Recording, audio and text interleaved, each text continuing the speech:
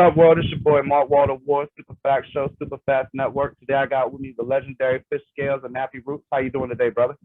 I'm good, brother. How you, man? What's good? Yeah, I can't call it. Mostly me, sometimes them. Definitely y'all though. You on the tour, but before we even get that, I want to congratulate you on the success of the Atlantucky Brewing Company. And my bad, bro. That's a little bit of a tongue twister. You know, I got a little bit of a speech impediment too. But the Atlantucky Brewing Company. I see y'all.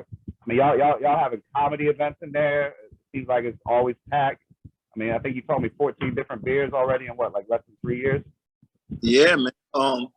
Actually less than that. Like in the past 6 months exactly. Well, 6.5 months. We started brewing here back in December, but we've been brewing in my garage for a while, man. Me and Skinny DeVille, we when Nappy Roots wasn't able to tour, we just took to my garage, man, and started cooking up beers. And how long have you had the store open? During the pandemic, we stopped touring for about 2 years. And that kind of forced us to, I'll say a year and a half, but it kind of forced us to focus on doing other ideas to just continue as men. Like, you got to be able to adapt and do something different. So beer was something we loved. Beer was something that was part of our podcast that we was doing called Nappy Hour. And breweries was a good place for us to promote our shows. Like we probably went to one in Tampa when I met you. Like I'm not sure. I know there's a lot of breweries in Tampa, but after doing that so many times, we realized this is something that we could probably get into as a business because we had a passion for it. What's a challenge that you face making beer that people wouldn't anticipate? Challenge making beer? Well, just the whole business in general, the brewery business in general. Maybe it doesn't necessarily have to be the actual act of making the beer. Well, a big challenge is, one thing is knowing what people taste, because it sounds fun to get a strawberry, banana, peach beer. All of that sounds amazing. And you may attract a lot of non-beer drinkers, but you also got to entertain the pure beer drinkers. And that's even your uncles who used to drink beer in the backyard. They didn't want fruit with their beer. They drink straight up lagers back then. Straight up regular beers, MGD. That's the uncle beer. Yeah, bro. I'm from the DMV. We used to call that Maryland gangster drink. I remember when they started serving like in bars the beers that had like the oranges and shit in it. Like I think it's like Hefeweizen or some shit. Yeah. Everybody be like, man, I want no motherfucking fruit in my beer. What the fuck is that? Nah, but then again, a lot of people do. Yeah. I mean, them same people put lime in their Corona though. You feel me? Right, but it's also like you're trying to attract a new audience because beer and hip hop is weird, man. Like beer used to be like back in the day. I tell people you couldn't be a rapper without having a beer in your hand. At a certain era in hip hop, you had on Dickies, you had on a Raiders cap, and you had a 40 ounce in your hand. We drink beer. That was our top rappers was doing that. And walking on even Biggie era, they had 40s. They was drinking 40 ounces. But somewhere along, we lost trust with beer, knowing that malt liquor was a way lesser form and probably not even a drink that we should have been consuming. It wasn't real beer. So it wasn't quality beer. So instead of going to quality beer, most of us just said, we're not messing with beer no more at all. We're going to do the liquor. We're going to do the Hennessy, the cognacs and all of that. So beer is something that's always been a part of hip hop culture, and whether we know it or not, and we're just reintroducing it, actually. Damn, bro, you right like shit. I never even thought about that. Like on the Black Sheep jump, the Past the 40 with Shia Ali and all that shit. Yeah. Word. Yeah, damn, that's a motherfucking excellent ass point. All that being said, go ahead. That's pretty cool. Like, think about the St. Ives movement.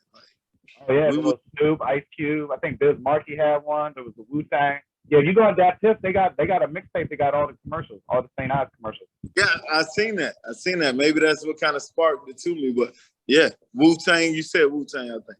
Nah, it was dope. Dope era. It was, man. And then like that was like when you ain't never seen no hip hop shit. So like when you saw like rappers on it, that might have been the first time I ever seen a rapper on a commercial. Yeah. I don't know, like MC Hammer with like the Kentucky Fried Chicken and the little doll shit. But you know what I'm saying? Yeah, Hammer was different. Like Hammer was on a whole nother level. Like he was but you're right, beer, man, it was there in hip hop and we lost it. We even started doing champagne. Like we did anything but beer. It just wasn't as sexy as it was before. But yeah, beer is here, man. But it's the most celebrated adult beverage in the world. Yeah. In the world. Like everybody don't drink cognac. Some countries don't do that. Every country don't drink gin. You know, every country don't drink bourbon, believe it or not. But everybody drinks beer. Yeah, they used to use beer as water because you know it wouldn't go bad and shit. You know what I mean? Yep. Like that mead and all that. And not to get too far away, but Nappy Roots, we used it as promo because the people who were going to breweries were the same people who were coming to Nappy Roots shows. So it worked well with our brand. Atlantucky, Nappy Roots it's kind of an extension of Nappy Roots. I mean, it sounds cliche, but like you know, y'all went independent a long time ago and supported yourself. And when you're independent, you got to have synergy. You know, you got to have more than one revenue stream. And when you got them to feed into each other, that's the best of both worlds. You know, I know it's a lot of people like try to, you know, as they get a little further in their career, they try to take on hustles that sometimes take away from the main thing instead of feeding into the main thing. And that can be a good thing because, you know, evolution is good, but sometimes it comes at the expense of the main thing, and now you got no thing. Right, exactly. So you gotta learn to balance that out. But creating businesses that connect to your big brand, I don't think that's ever a bad idea. You know, that's pretty much you squeezing the rock out of what you created. You know, you create something dope, cash in on it every possible way you want. You know, and cash in ain't always cash. Just, you know, that's just a term I'm using, but cash in on something great you built. I mean, that depends on your goals, though, bro. Because like somebody like you, like you know, some people they only want cash, unfortunately. But like I can tell, you know, without even knowing you like that, just seeing the moves y'all made in your career, that for you, success is also uplifting others. Oh man, sure. Like so, like that's cashing in for you, but everybody ain't like that, you know. Yeah, several ways to cash in though. Like I think the biggest cash in for me is happiness, man. Like financial freedom is a thing. Like I believe in financial freedom. I don't have to be the richest guy in my city. Like I want financial freedom. And I think we all should strive for that, whatever that means to. Whatever that means to. But financial freedom is a thing. But man, it's nothing like giving. I just think giving is always the better way. You feel better. It usually come back. If it don't, you still did your part. And you can sleep at night knowing that. It's just, yeah, man, give back. This game is giving us so much. There was a lot of luck in Nappy Roots becoming Nappy Roots. We was ready for it. When the opportunity knocked, we was hungry. We worked hard, but there was also luck. So for me to sit here in my 40s right now, still trying to take over the game, is selfish. You know, I feel like this is a great time for me to introduce others to this great life that I live and you know, help them live a life like that through hip hop. That's super what's up. I wish everybody had that mentality. With that being said, y'all on tour again now, right? We're doing shows. I won't say we're on tour. We're not doing as many shows because we got a brewery. You know, we got Atlantucky right downtown in Atlanta, so it ain't like we could be gone for too much. We actually brew the beer ourselves. So, but we are doing shows. You can check our website, nappyroots.com, and check out some of the shows. Check out our Instagram, and we try to keep that updated with the shows we have. I think the next show we got is in South Carolina. Then we'll be headed to Dallas and Colorado. Yeah, I saw Colorado, yeah. Yeah, I miss Colorado. So yeah, God bless Colorado. They got the train rolling. Yeah, if you want us in your city, man, hit us up, and we can make something happen. We're still going live. How different is a Nappy Roots show in 2022 than it was in, let's say, like 2005? Very different. For one, we got less members in the group. There was 6 members before now, and we've been without 6 members for some time now. So a lot of people who know Nappy Roots, they kind of know. So a lot of people know us as 4 members, you know. And those who don't, they know that we're now 4 members for whatever reason. And that's one thing, but the shows are so much different now. It's just we're different MCs. I'm more grateful than I've ever been when I come out and see a crowd of people, like I'm giving it my all. And we got new songs. We got new songs that a lot of people who are showing up to our shows these days, they know these new songs. And it's fun, man. It's always fun to do new songs. Like people always know us for Po Folks and All Now and Gonna Have a Good Day. But when we can come out and do Tokyo or Melting Pot or Window and people just go crazy, it's a great feeling. Well, the last album was the more 40, right? 40, you know, and then 40 plus, you know, deluxe version. Yeah, okay, that's what I call more. I don't know why I call it. I think the deluxe John is more 40. I don't know. Yeah, nah, it's cool. Yeah, it's more 40. All of them are called 40. The first version, first installment of the 40 Acres that we did was it was called the 40 Acres Project, and that was kind of me and Skinny. We was on that album mostly because we knew we had to do something different.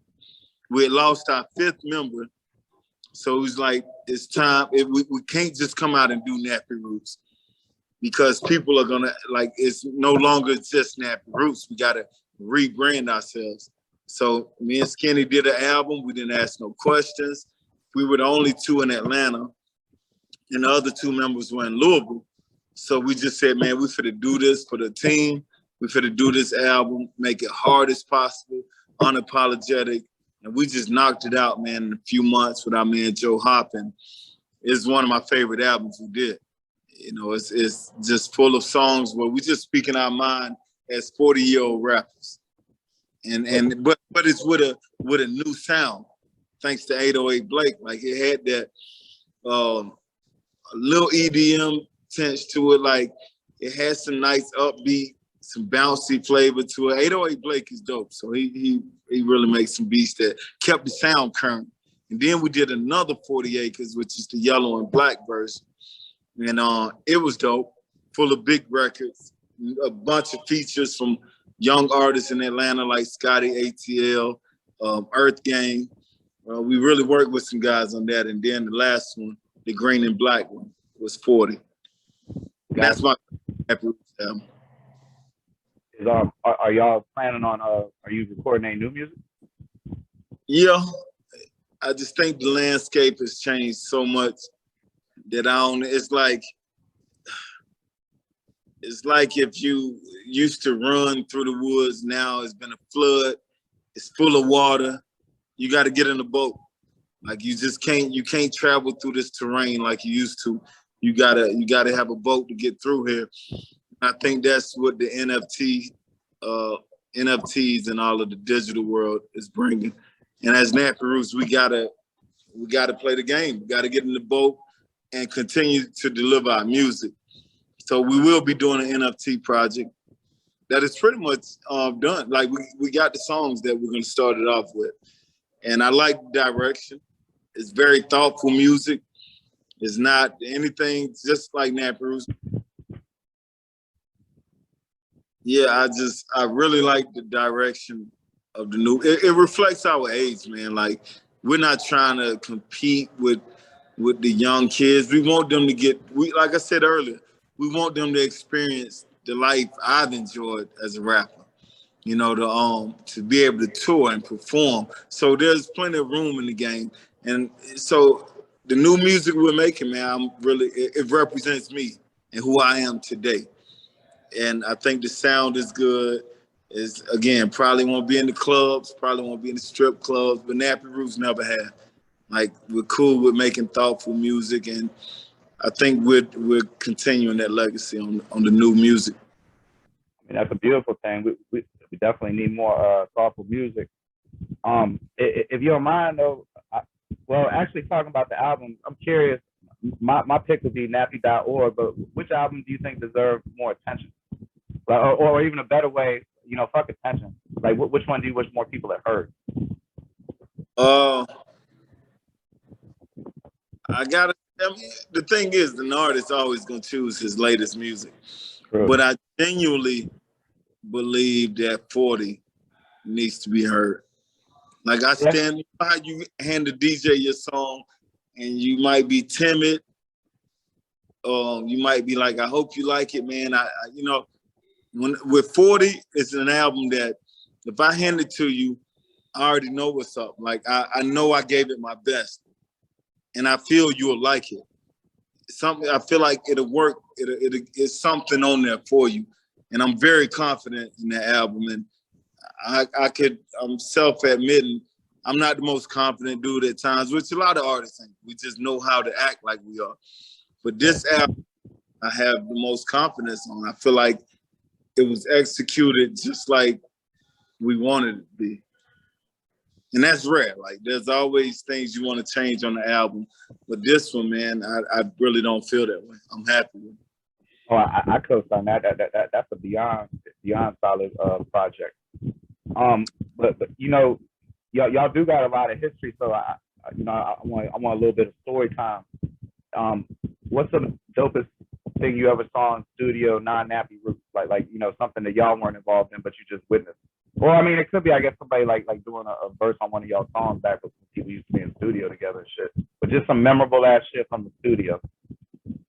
I might. Okay, well, one, we was working with Organized Noise on the Nappy.org, like, as you mentioned, and they had Ray Murray had a track that he actually did for Andre 3 Stacks, and you could tell it was ready for 3 Stacks to kill it. Like it was a perfect track for 3 Stacks. I already know he would have killed it. Had a hook and everything on it. He didn't use it. We ended up using it, and came out dope. It's called Hey Love. Hey Love. Yeah. But 3 Stacks came into the studio when we was mixing.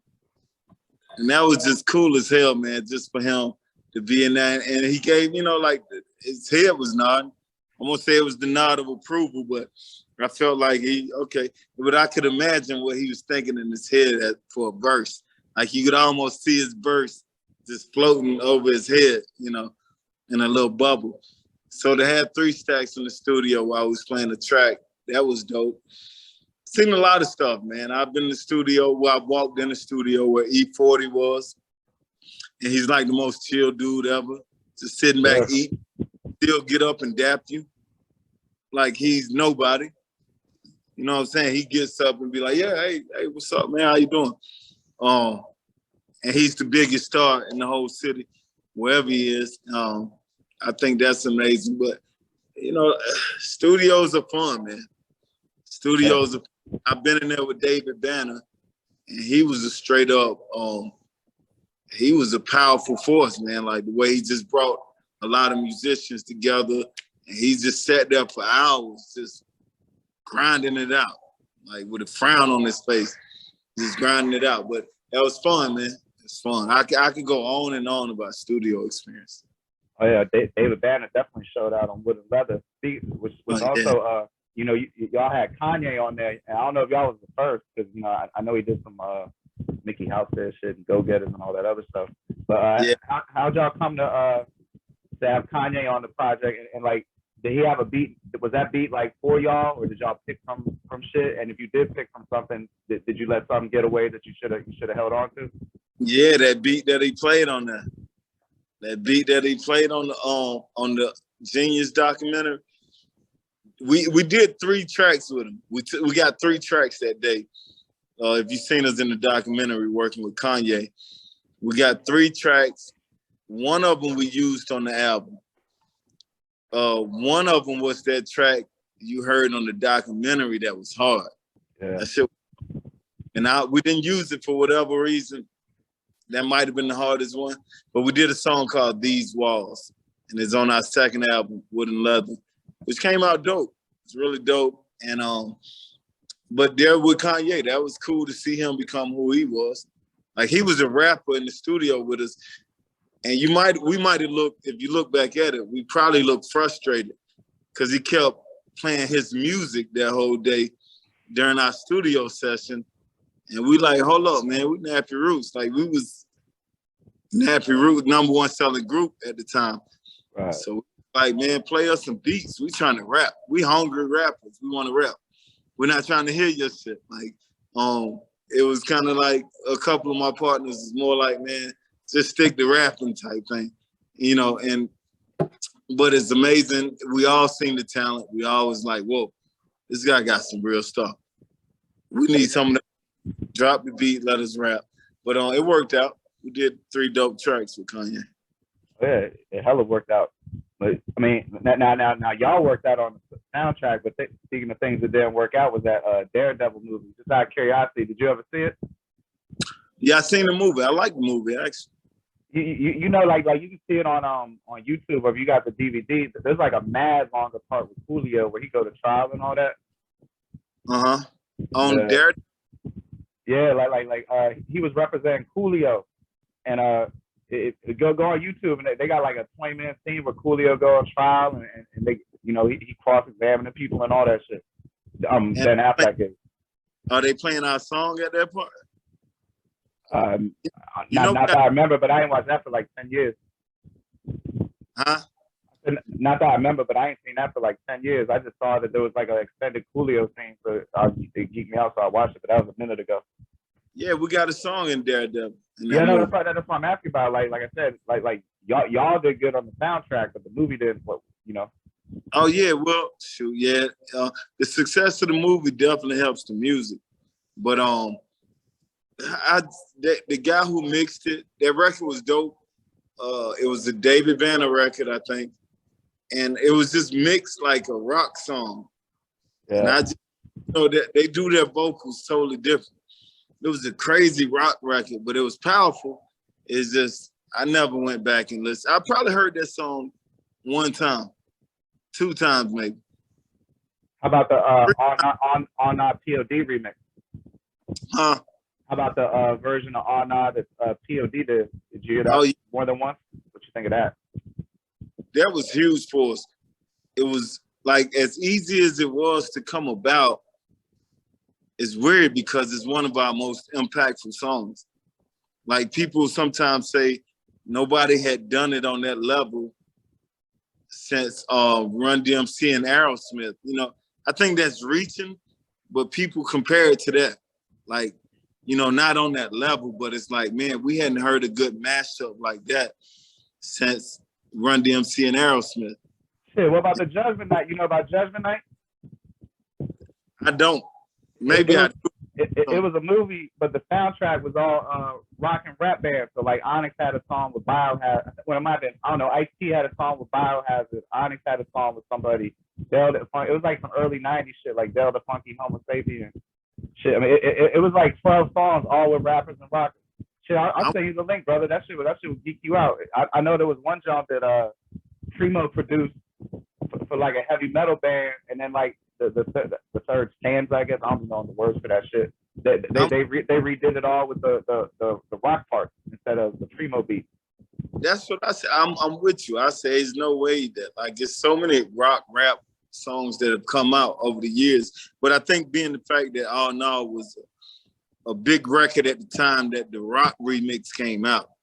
You know, it wasn't like it was a whole new song. It was like people were already feeling the country All Now hip. The mix between us rapping, you know, with a little country twang. And it was like a big song at the time. And so to do a rock version at the time when it was doing well, maybe that's what made it more visible. Oh yeah, I mean, plus the shit, it went hard as a motherfucker. Like everything don't always work out right, you know. Like I mean, no shade to Fuzz Bubble, but I liked All About the Benjamin non-rock versions much better. You know what I mean?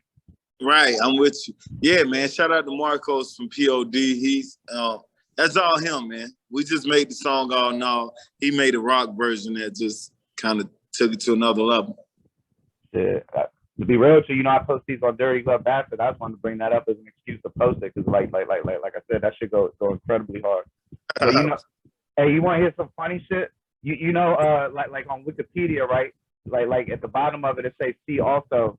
So like you go to Outkast, it'll say like see also Goody Mob or Organized Noise, right? You know what it says at the bottom of the Nappy Roots one? I would say see KRS-One, see Ludacris. See also Afro textured hair. Who? Oh, really? Yeah, yeah. It says see also Afro textured hair. And then they're linked to an article that's basically like the history of melanated hair. I guess would be one way to put it. Well, that's not good if you look for more music like ours. Oh yeah, I mean that's Wikipedia. You know that like people edit that shit. I guess somebody saw the title and didn't even know didn't read nothing about it and just put that shit at the bottom. I don't know. I just thought that shit was crazy. But you know, other jump. What was working with Mark Ronson like you was on that train way before Uptown Funk. Yeah, we was working with Mark Ronson before the Amy Winehouse era, and crazy thing, he was pretty big when he started coming down, but he was sleeping in the studio, in our studio we had in Louisville, Kentucky. For whatever reason, he would stay there, sleep on the couch. He came all the way to Kentucky. I know that. I just assume y'all must have done that in New York. See, that's what I get for assuming. Yeah, well, we did that song in Kentucky, and he wasn't even there when we did the song. We later hooked up with him, I think, through something else. It's some way, but I don't think he was there when we recorded it. Maybe he was, but he definitely spent time in Kentucky with us. You know, even like I say, sleeping on the couch. And, you know, a few years later, he really blew up. We knew a friend of his, and we had mutual friends, but Mark Ronson, man, respect, man. He's just dope as hell. I'm fortunate to say I have a Mark Ronson song under my belt. You know, that's amazing. Well, what do you think of Kentucky? I don't want to say. I guess good enough to do a song called Bluegrass Stains. You know, so we must have left some kind of impact on them. Shit, no doubt. Just out of curiosity, man, I know this before your time, but you might have heard people talking about the Kentucky Colonel. You think Kentucky deserve another pro sports team? Because I feel like Kentucky could definitely support an NBA team. Nah, they don't want it. Listen, man, I'm the only member of Nappy Roots who's not from Kentucky. And I get Kentucky fans are the most annoying fans in the whole world. They love UK. And if you don't love UK, that means you love the Cardinals. Yeah. And that's life. That's life. You won't pick one. You got to pick a side. And it usually is Louisville versus the rest of Kentucky. But I think they love it the way it is. Their college teams get all of their love and support. I don't see wrong. I think it's other cities that would welcome a team more than Louisville. Louisville, I mean, they are all about the Cardinals, man. And that's me coming in from outside of Kentucky looking in. Like, I know how we love our pro teams here. I don't know if there's room in Kentucky for that. I can dig it. I just felt like, you know, the love of basketball is so strong there. Like you feel that in Kentucky much. I mean, you feel it in Indiana too, but it's kind of a different vibe. They want like, I don't know, like set shots and four corner offense type shit. But I would love to see it though. I would love to see it. Yeah, that'd be dope. But you know, back down the memory lane shit. You know, I know you done did every fucking MTV, BET, Sway all the time, Rap City, shit, probably some VH1 shit I can't even think of, NPR. Out of all that, what was the most memorable experience? I mean, it could be award shows, anything. Just you know, just all the things that like if I was young watching somebody famous and I wanted to be a rapper, the shit I'd aspire to. Like I want to go on Sway, you know, I want to go on Flex. I want to get. I don't know if they got Rap City no more, but you know that used to be a thing. You know, I want to be at the MTV Awards. I want to go to Grammys, all that type shit. But like which one of those is worth it? Is memorable? Is all it is cracked up to be? Rap City was fun. I know. You know, I noticed on your Spotify, the last thing you uploaded was a longer version of Nappy.org, and I'm curious, like, what level boost do you see your projects getting when you put them on streamers? Like, do you all of a sudden get an influx of higher royalties? Is it negligible difference? Oh, you do? That's what's all good. That's a big part of it. That's the main part of it. but you also want to get out a couple songs that you feel were good enough, but just didn't make it to the album for whatever reason. Might didn't really fit, but now they fit a little more. You want to get that out and to create the spike. Have something to talk about, new music, without having it to be new music. You know what I mean? Without it having to, you put out new music without it having to be a new project.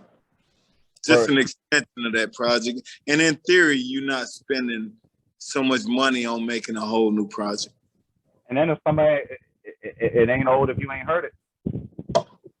And there's that. So a big thing about recording artists, they'll all tell you, the test of time is something we really focus on. Some songs are great when you record them. Do they stand the test of time? If I'm tired of it before it even comes out, probably ain't it. And you later, after a month of having the record, you're like, you know what? It's really not for the climate right now. You know what I'm saying? I can dig it. There's a time and place for everything. When y'all was in college, I know that there was a point that y'all weren't like finished, but it was y'all getting a name, making it was looking like what was gonna happen. And I'm curious, at that point, was there anybody that would try to make a name off flowing against y'all? Oh yeah, we rap. Like that was Nappy Roots rap. Like we freestyled at every chance we could. Oh, I'm sure. I could tell. It was 6 of us. Like somebody's feeling it that day. You know what I'm saying? Somebody's feeling it, and they'll rap with you. But nah, man. We so fortunate. Nobody tested us, and not because they feared us, just because they respected what we was doing. I'm not talking about like I'm talking about like trying to come off like on campus or something, make a name real quick off flowing nicer than somebody from Nappy Roots, and maybe they might have had a book. I mean, me personally, when I was trying to be a rapper around that time, if I came across y'all, I would try to challenge one of y'all, and if I did good, start trying to sell my CD on the quad. Right. Yeah. I guess when you have kind of, like you said, we was already making our way up. We had a record deal while we was in college. So it's like, we didn't really play them games that much. Like, it lesser. It wasn't about, man, I ain't got to out-rap you. I'm making hot music.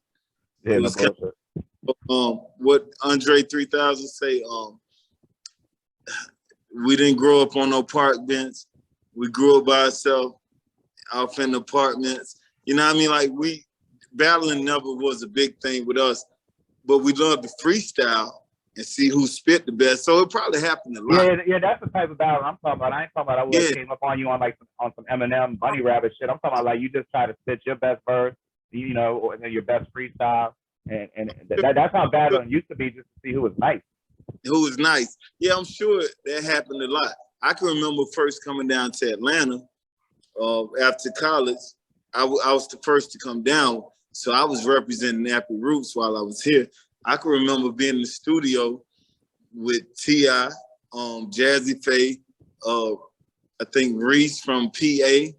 Like, I'm in the studio, green as can be, but I got to represent Nappy Roots. And we all freestyling. Like T.I., everybody. These dudes is cold. And I just remember having to hold it down for Nappy Roots. And, it was just fun, man. It was fun. And that's an impressive Malou to hold people down there. And then the last thing I want to know, it seemed to me like y'all got a former member got embraced by Agallah. Dipset definitely embraced y'all. Y'all at Cam on the jump. It seems to me that New York City artist being standoffish to the South post like 2000 was kind of overrated. Like it seems like a lot of times it seems like there was more unity than people let on. Did you find that to be? Did you find or let's not say New York, let's say East Coast artists to be standoffish like they tried to make it seem? Or was that like some overrated media shit? If you was becoming the #1 selling rap group at the time, trust me, New York artists would drop a verse on your song. Like they would, and it's a compliment to them. They knew how to hustle. So they're like, oh wait, that's the new hot thing. I got a verse. Cam sent, you know, we didn't meet Cam before he did that. You know, we didn't meet, you know, they just knew like, all right, if that's the hottest, the South was the hottest thing. So it's like the New York rappers like Cam, who was savvy, knew, all right, that's the hot song, then I got to burst. Because that's the one thing the New York rappers could always do is rap. They could rap the ass off always. So they just needed to know what was hot to rap on. You know, they had lost, you know, the whole sound. You know, the sound had moved to the South. So a lot of New York rappers who were savvy enough was like, okay, I'll kill that verse. I kill that beat right there. That's what we rapping on. And some rappers from New York at the time were like, nah, that's country. I ain't messing with it. But we didn't experience nothing. Fat Joe, one of the nicest people I've ever met. One of the realest dudes I ever met. He took care of us in certain situations. So we didn't get that. I think a lot of times, like even Busta Rhymes, we've been around him a lot.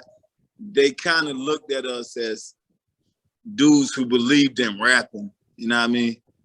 Like, and they want us just trying to live off of a beat or live off a hook.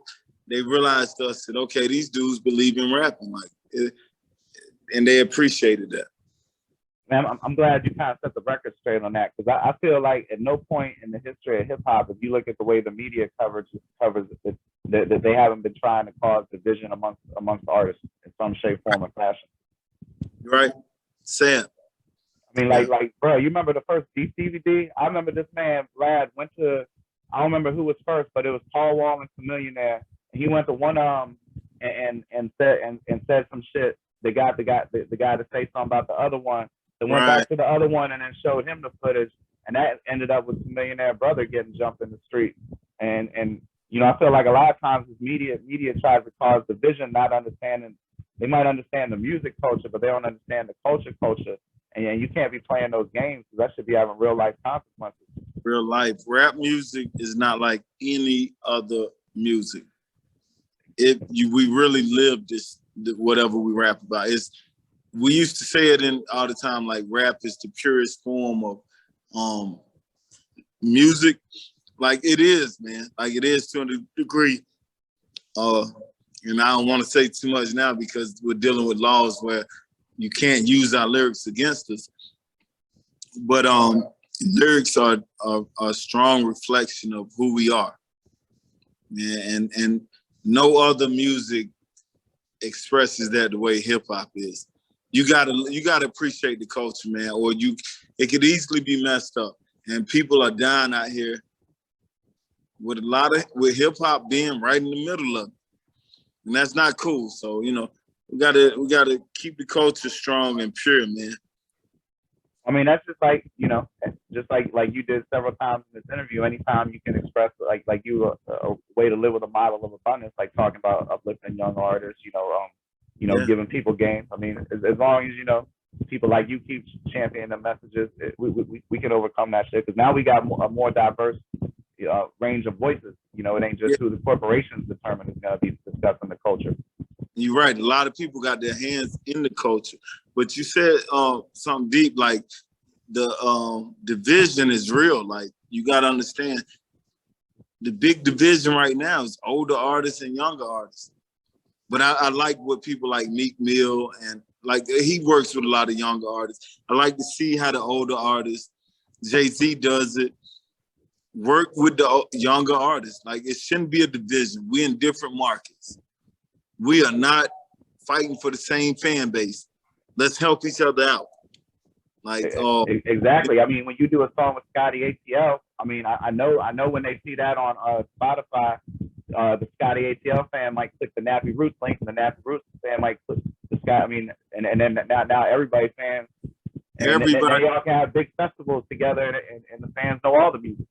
Everybody wins. Everybody wins. Like the song we got with Earth Gang. One of the members of Earth Gang is called Void. The Void. And yeah, it's actually the Earth Gang, the member of Earth Gang, and Scotty ATL, and Olu. I think it's Olu. That's his name. Sorry, I hope I'm pronouncing it right. But you know how dope Earth Gang is. I don't even have people know that. right up top. But Scotty ATL and old Luke from Earth Gang it helps us tremendously. We're doing what Nappy Roots do, they doing what they do, and it's all a win, man. And you know, very thankful for that we have that attitude. I'm thankful that we have the attitude that we have benefited from this game so much. We would be super selfish to not help someone else enjoy it. Well, I mean, I was gonna say y'all definitely done that and then some, brother. I really. Speaking of that, we got 3 artists we work with. Sunday, you can find them on Instagram. It's at SDNDA. That's Sunday artists working with. Instead of you, it's spelled with a D. Also, Fresh Ali, who you'll see on my page at Nappy Scales.